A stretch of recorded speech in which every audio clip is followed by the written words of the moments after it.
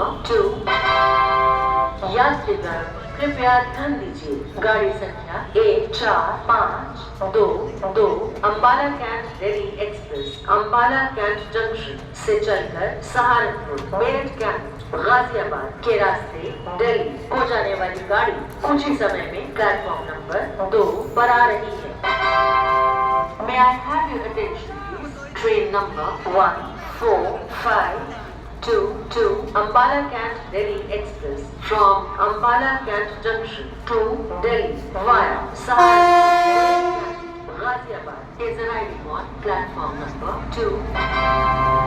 यात्रीगण कृपया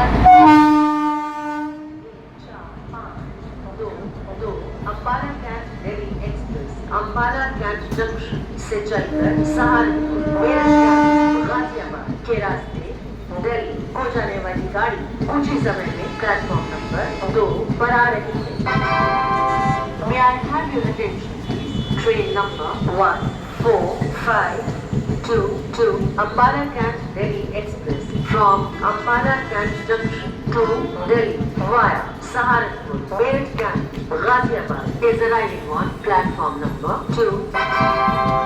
यात्रीगण कृपया ध्यान दीजिए, गाड़ी संख्या 1452 Ambala Cantt Delhi express Ambala Cantt junction से चलकर सहारनपुर मेरठ कैंट गाजियाबाद के रास्ते दिल्ली को जाने वाली गाड़ी कुछ ही समय में प्लेटफॉर्म नंबर 2 पर आ रही है।